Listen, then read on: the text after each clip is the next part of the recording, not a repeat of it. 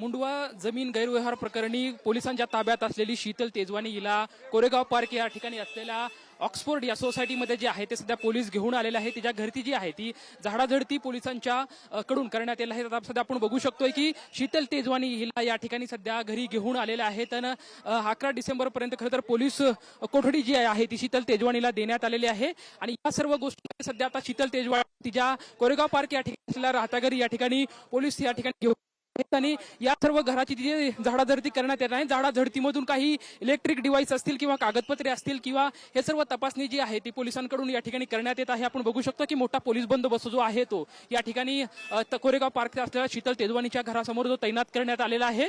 खरं तर अनेक धागेदोरे खरं तर या तपासातून पोलिसांकडून मिळू शकतात, कारण की या घराच्या तपासातून नक्की काय निष्पन्न होतंय, काही कागदपत्रे जी आहे ती माझ्या घरी आहेत असं शीतल तेजवानी जी आहे तिने सांगितलेलं होतं। आणि यातून आता खरं तर पोलीस जे आहे ते या ठिकाणी चौकशी करत आहेत आणि या चौकशीमधून जे आहे ते काय निष्पन्न होतंय, काय पोलिसांना या ठिकाणून मिळतंय हे पाहणं गरजेचं आहे। खरं तर पुण्यातील कोरेगाव पार्क आणि पिंपरी चिंचवड मधील दोन्ही घरी शीतल तेजवानी जी आहे तिची तपासणी खरं तर पोलिसांकडून करण्यात येणार आहे। ना आता सध्या पोलीस जे आहे ते शीतल तेजवानीला कोरेगाव पार्क मधल्या ऑक्सफोर्ड जी सोसायटी आहे त्या सोसायटीमध्ये या ठिकाणी पोलीस शीतल तेजवानीला घेऊन आलेले आहेत आणि या सर्व तपासातून आता पोलिसांना काय हाती लागतंय हेही पाहणं तितकंच महत्वाचं आहे। कारण खरं तर तब्बल 3 तास कोर्टामध्ये युक्तिवाद चालला होता आणि या युक्तिवादामध्ये पोलिसांकडून 14 दिवसाची पोलीस कोठडी जी आहे ती शीतल तेजवानीला देण्यात यावी अशी मागणी करण्यात आलेली होती। मात्र 7 दिवसाची पोलीस कोठडी शीतल तेजवानीला देण्यात आलेली आहे। या 7 दिवसामध्ये पोलिसांना अनेक ज्या गोष्टी आहेत त्या उलगडा करायचा आहे। खरं तर डीडी कशा पद्धतीने करण्यात आला, त्यावेळेस जी रक्कम घेण्यात आलेली ही रक्कम कशा पद्धतीने देण्यात आलेली,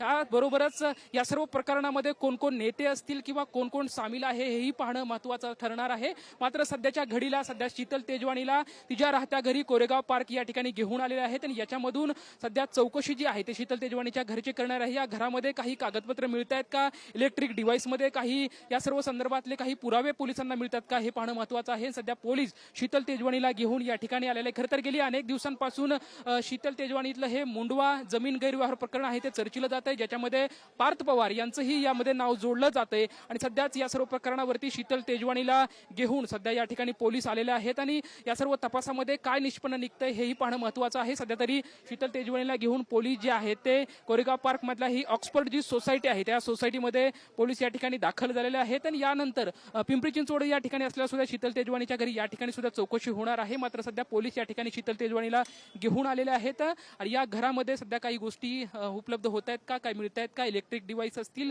किंवा काही कागदपत्रे आहेत ते मिळत आहेत का, हे सर्व पाहणं सध्या गरजेचं आहे। पोलीस सध्या या ठिकाणी आलेले आहेत आणि शीतल तेजवानीची जी आहे ते घराची तपासणी जी आहे ते सध्या होताना या ठिकाणी आपल्याला पाहायला मिळत आहेत। खरं तर काल जो आहे तो मोठा युक्तिवाद जो आहे तो कोर्टामध्ये झालेला होता।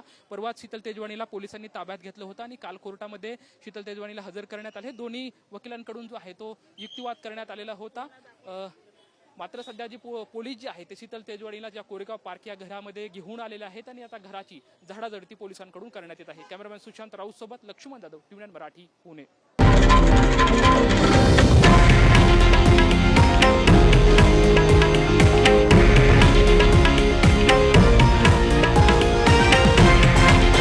हे आहे देशातील नंबर 1 न्यूज नेटवर्क आणि आपण पाहत आहात टीव्ही 9 मराठी, एकमेव।